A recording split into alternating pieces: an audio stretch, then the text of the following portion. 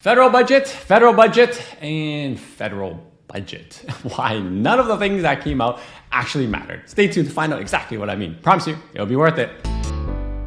Good day, Toronto. Welcome to another episode of Prime Properties TV. So glad you could join me here today. Everybody's been talking about the federal budget, and I'm going to give you my review of why all of this is nothing to be concerned about at all, right?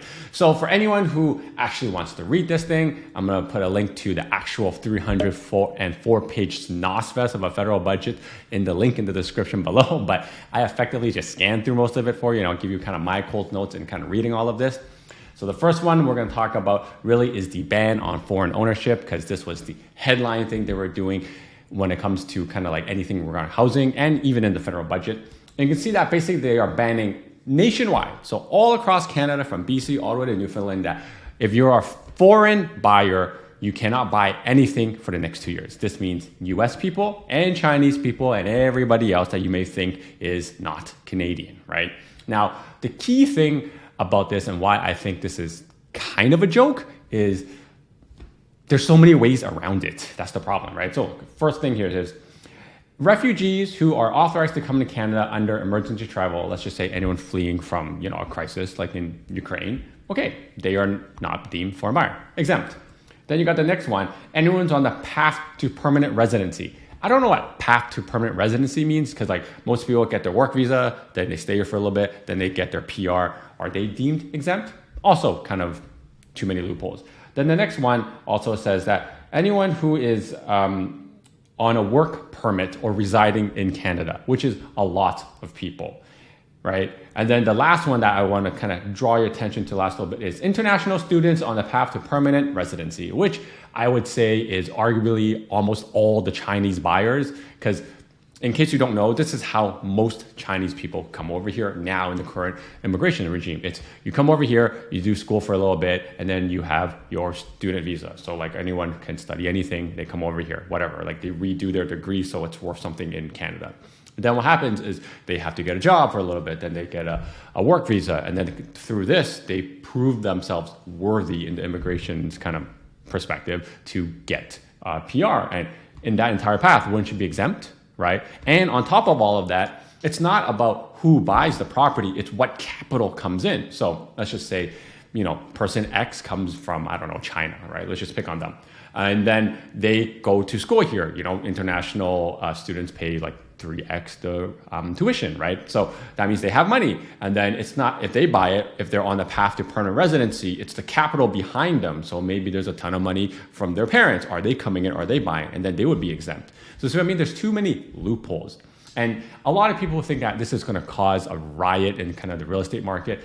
Not really. I don't think so. I mean, I'm pretty sure there's like big people kind of like moving money in, and that needs to get caught. But if you have that much money coming in, you're going to find a way around all these exemptions that we have. But the other thing is you have to remember, BC already has a 20% foreign buyer tax. It kind of didn't really make a difference. In 2017, we also got one, right? And now they upped it to 20%. I think I talked about it in the last few videos. You can check it up here. And it didn't really also make a difference when it was 15%. Now that's 20%. Because I think at the end of the day, the way I look at it is the foreign buyer, it's obviously there are some there. Is it large enough of kind of the speculation, kind of fear mongering that the media puts out there? I don't think so, because at the end of the day, we still have a housing supply crisis. If we kind of tweak the demand out on the foreign buyer, let's just call it, I'm just going to round up a really big, let's just say 5% of them. That's not going to change the market drastically too much. It's just, if you as a Canadian person, you're just kind of like, I need someone to blame for all the shenanigans, and the government's kind of like deflecting, right? The easiest one to deflect blame to is foreign buyers, because they don't get a vote. They're just like some boogeyman in the closet or something. You're like, that guy is responsible for everything, right? It's just like an irrational fear that we as Canadians have developed over time. Kind of like, if you have a child and they're always afraid of the boogeyman under the bed or in the closet, it's just irrational fear. It does not necessarily is true. I don't think there's any like real statistics to state that, foreign buyers are the ones that are causing all of this. It's just the narrative we've been told that we should believe. And that's why I think all of this is cool story, bro. But at the end of the day, it's not going to do really anything for the market. It's not going to change anything. The only thing that it may change is those who don't understand all the things that are happening in the market, and that the foreign ownership is actually a very small fraction, will kind of be like, well, if this is happening, remember what happened in 2017 when that all got implemented and everything actually froze. So it's not the rules that are changing that make it work. It's that sentiment that all these rules set out that reduce the demand, because everyone's going to be like, I'm just going to wait and see how this all pans out, right? The other thing I want to add on top of this is the market is already slowing down, right? And them implementing all of this is going to look maybe like 2-3 years down the road, kind of like in 2017. Oh, hey, we implemented X, and therefore because X happened and then the market slowed afterwards, it was caused by X. So correlation, right? Which is the foreign buyer tax. But really what's slowing the market down is the fear of interest rates going up, right? So a lot of people are kind of like, wait and see right now, because on the 13th, they're announcing the interest rate hike, right? So a lot of people are thinking there's going to be a 50 basis point increase. Right, great. If there is, fantastic. I don't think so. I think it's still 25, but there's a lot of people putting pressure on the Bank of Canada to raise it to 50. And if it does raise to 50, it's definitely going to halt the market. It's going to freak a lot of people out. Again, I'm still in the camp of 3 25 basis point rate hikes this year. And if they do a 50, I'm going to be really wrong, because I'm pretty sure there's going to be one in the summer or fall. But at the moment right now, I'm still in the camp of 25 basis points, because I thought it was going to be March, April, sometime this summer, right? Now, you have to remember, in January, everyone was also touting, hey, we're supposed to get an interest rate hike, and we didn't get one. So let's just, cool it and see what happens in April. But I do think it's the narrative that's driving a lot of the sentiment to slow down. So that's why everyone's kind of like the wait and see. All right, so we move to the next one. Making property flippers pay their share. What a good headline. If I was pandering for votes, I'd be like, these guys are the problem, making them pay their share. Great headline. Bravo, bravo. So what they're saying here is that basically anyone who's held a property for less than 12 months will be considered flipping and subject to full taxation on their profits as business income. Okay, except for if it's a death, disability, birth of a child, new job, or divorce, basically kind of anything that's a life-changing thing, right? So great, I agree. It's going to be implemented in January 1st, 2023. So let me kind of explain to you where I think this stems from. If you were a buyer and you bought a place in 2020 because you needed more you needed more space, and then all of a sudden in 2021, let's say the house you bought was $1 million and now it's worth 1.5. Any normal, rational person would be like, if I sell now and it's been my primary residence, I can make $500,000 tax-free, and might as well just rent even at a really high rate and see where this plays out. That has crossed a lot of people's mind who bought in 2020, because if you bought then, prices have gone up like 50%, right? If not more. So are there kind of people who are in those positions that have sold and then people are angry because they've made more money on their house? Absolutely. Was that their intention originally? No. But when the market gets frothy, say in November-ish and then January, that time, and people buy it with the intention of selling it very shortly because the market's going up so quickly, those are kind of the bad apples that they're trying to target, because they're saying, FOMO, get into the market kind of thing, right? Because prices were going up 5% a month from December to February. So those are the bad apples. And that's what this rule is trying to get at. But now let me kind of explain the tax perspective for you. Now, not a tax expert in any way, shape, or form, but if you were to sell a property and it's not deemed your primary residence, you have capital gains, right? Which means that half your profits are taxed. Meaning if you made, in that example, you buy for $1 million, you sell for 1.5, your profits are $500,000. That means half of that, 50%, are exempt, so you have to pay capital gains on it, which means you have to pay taxes on $250,000, which is kind of like, no tax, a little bit of tax. Half of it is capital gains. Now, what they are saying is they want to bring it up to another level, which is, hey, your entire profit is going to be taxed at income, which is business income, because you're in the business of flipping. Now, I don't know why this is such a big thing, because from what I understand in the tax rules, this was always been a thing, right? So this seems like it's just been rebranded and repackaged as, hey, we're making these guys pay their fair share, right? So if you were a flipper, right? I'm going to tell you from like a investor side, like a flipper at the top. If you were to buy something in your personal name and then renovate and then flip it, it's going to be deemed as active income because it's a business, right? So what we always tell our clients who are flipping is, hey, buy this under corporation, right? And then when you sell it, your profits, your business income is taxed at 12.5%, which is the income tax inside a corporation. So you should always buy in a corporation. So I don't know this whole thing of, hey, we're going to go after those guys, because if you were a flipper, you'd be doing the stuff in a corporation anyway. So I don't know what this is doing. That's why I was saying, I think this is targeting people who are trying to purposely buy in and then sell it later because the market's going up so much. Like I've even seen some Facebook post on the private assignment network. So if someone kind of who won a bid and then they sell that contract to somebody else because the market was moving so quickly. So if they won the bid for like, call it $1 million, they were selling the contract for $1,050,000 in the next week because prices were going up so rapidly at that pace. And that is a whole rule of shenanigans, like wholesaling, that is not regulated. So if you want to see the underbelly of wholesaling and how people get all these deals, it's actually worse than if you hate realtors. So those are things I think they're trying to control here. But in terms of people who are buying homes that, you know, have knob and tube, asbestos, people can't buy those homes and renovate it because it's so capital intensive. So there is a market for someone who comes in, takes on the risk of kind of like private lending, fixes it up, and then sell it to someone as an end product so they can buy 80% loan to value or like with a 20% down. So there is a market for that. So I don't think this rule is targeting that per se, but it's just kind of like a next thing of saying, oh, hey, these guys are bad apples, let's target those. So is this going to make a difference to the market? Probably not. But if you're kind of just getting started on kind of flipping properties and you don't understand how the tax rule play, you definitely need to talk to an accountant and structure yourself correctly. Right, we got the next rule change. We got protecting buyers and renters, the home buyers bill of rights. This is essentially saying blind bidding. I talked about this, I think, in another video. I'll put it up here, where because BC was trying to bring this to, BC was trying to bring this to BC, right?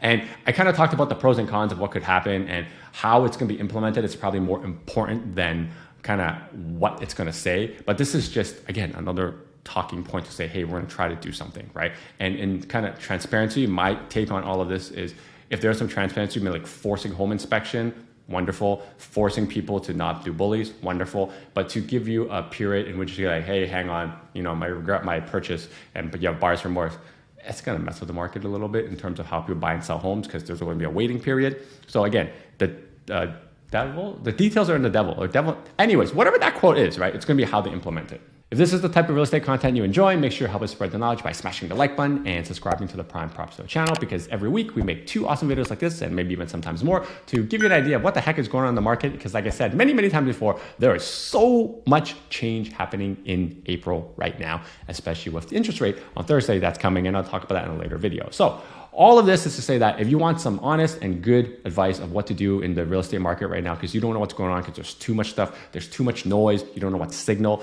then you can book a call with me using the link right here. It's www.chatwithzen.com. Then we got the next one here, taxing assignment sale tax. So again, this is very similar to the flipping one.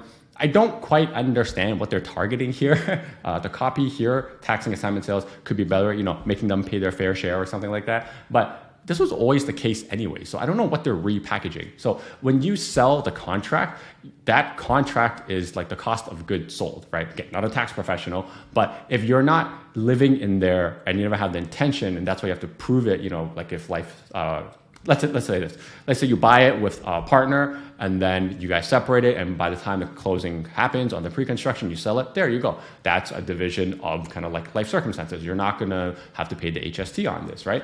But if you buy it and you kind of have another home that's bigger, and then you say, hey, I plan to live in it, and then you flip it, that's clearly going to be something that the CR is going to come after you with. And they've been doing it for a long time. So that's why people are talking about flipping contracts that don't understand the whole rules on assignments and taxes and why you make no money. And the realtors who are touting this, saying, you know, buy this, buy this, buy this, you can make hundreds of thousands of dollars selling this.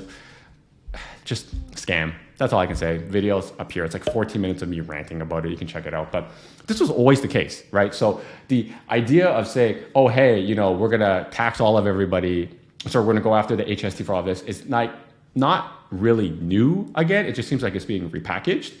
If I'm wrong, someone correct me in the comment section below, right? But it's really just speculators to be dishonest about the original intentions. And the Sierra will always ask and audit that stuff anyways, especially if you do it constantly over and over again. So it just sounds like a bunch of nothing again with the whole budget for housing. Then you got the next one here. You got the tax-free first saving home savings account. I know they were trying to do this. This is kind of similar to the RSP, right? So for anyone who doesn't understand, if you're buying your first home, you can now take $35,000 out of your RSP for your first home. You just kind of find some like one pager at the bank, right? And they'll release those funds and you have to pay back over I don't know, 25 years or something like that, right? Now, the next one they're creating is basically something equivalent, right? So it's kind of like taking TFSA and the RSP and merging them together. And what they're saying is you can put money into this first home savings account and then you won't get taxed on that, right? The problem is, one, it's $40,000. So if you're in any big city, call it like Southern Ontario, there, right? The average price is $1 million. Condos are $800,000 in the city, and BC, it's around the same. Look, man, $40,000 is not going to do anything. This is kind of like that first-time home buyer incentive where like the government was going to give you like 5% on a resale or 10% on a pre-construction up to a certain amount, and then they eventually moved it. It's something that no one's going to use. Let's just leave it at that, right? And my problem with all of this is that it's capped at $8,000 per year right here, which means that it's going to take you 5 years to save up for it. And by that time, 5 years, you really think that $8,000 you've been saving every single year is going to make a dent into your down payment as prices continue to escalate? No, it's not. So this whole thing seems like a gigantic joke. And they have this example here. You can freeze the screen and read it. It's a total joke. So I'm not, yeah. Anyways, yeah, just a joke. I don't have anything. It's going to make no difference to it. Okay, let's just leave it at that. If you actually think about how they were planning to implement this, they're going to lose tax revenue for people who haven't bought the first home, and then they're saving this into their first home, tax-free first home savings account, right? So who's paying for this are the taxpayers, meaning the people like you and I who have bought their home, and we now have to kind of supplement the tax revenue that's lost for people who haven't bought their home to make sure they can buy one, even though it's going to make no difference. So I don't know what's going to happen. I was just logistically thinking, if these guys save for it and they never eventually buy a home, what happens? How do they take it out? No idea. Again, a bunch of nothing that they are implementing. Now, the final two things I'm going to talk about aren't really too much housing. I would stay on my housing lane, but just some things that make you question about the federal budget. Like, how is the budget getting dropped every single year when we're spending our money? I have no idea. Here's the kind of chart, exact same thing. We are somehow projecting to reduce our deficit, even though we are clearly spending more money. There's the whole dental care program. So I don't understand how we are doing all of this.